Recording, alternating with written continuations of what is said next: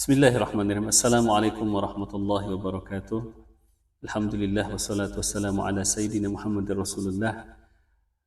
Teman-teman para hadirin yang dirahmati Allah Subhanahu wa taala.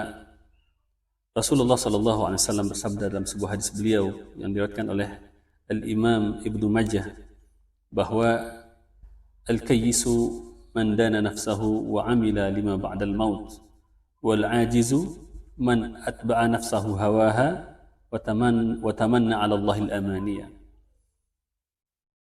Orang yang cerdas itu, kata baginda Nabi, adalah seorang yang menundukkan hawa nafsunya, kemudian dia bekerja, dia beramal untuk apa yang akan dia dapatkan setelah mati. Kemudian orang yang lemah itu adalah orang yang mengikuti hawa nafsunya, kemudian dia berangan-angan kepada Allah Subhanahu wa taala.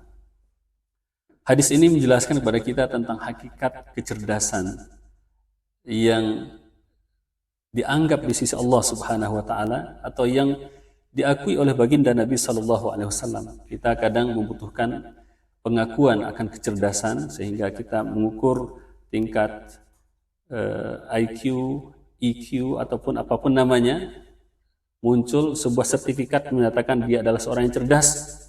Tapi kata baginda Nabi sallallahu alaihi wasallam, orang yang cerdas itu belum tentu adalah orang yang otaknya bisa berjalan seperti layaknya komputer dalam menghitung dan segala macamnya, tapi adalah orang yang beramal untuk kehidupan yang setelah mati dan dia menundukkan hawa nafsunya. Allah berikan kepada setiap kita hawa nafsu, dorongan untuk melakukan segala sesuatu yang sifatnya dunia. Dengan nafsu itu kita berketurunan, dengan nafsu itu kita punya keinginan untuk makan, dengan nafsu itu kita ingin berkembang.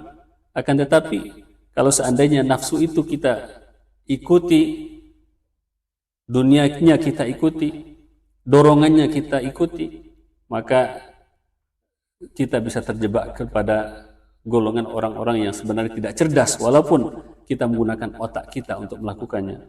Maling pun ketika dia berusaha untuk menggapai suatu tujuan atau suatu target, dia juga menggunakan otaknya. Dia gunakan pikirannya. Saya kalau lewat sini kira-kira ketahuan apa tidak. Kalau saya lewat situ kira-kira ada yang ngintip apa tidak, atau ada yang melihat atau tidak. Mereka pun juga menggunakan kecerdasan. Tapi kecerdasan yang sesungguhnya, kata Nabi, adalah orang yang menjadikan nafsunya tadi berada di bawah jalan Allah Subhanahu wa taala. Dia tundukkan untuk jalan Allah. Harta dia cari, sebanyak-banyaknya dia cari, akan tetapi tujuannya adalah untuk Allah. Bagaimana kehidupan dia di sisi Allah kelak di akhirat. Dan sebaliknya, Rasulullah SAW mengatakan orang yang lemah itu bukanlah orang yang tidak memiliki kecerdasan otak, bukanlah orang yang ketika berhitung dia susah, kesulitan, akan tetapi orang yang lemah itu adalah orang yang menjadikan hawa nafsunya sebagai ikutan, yang menjadikan kehendak dorongan syahwatnya sebagai tuntunan.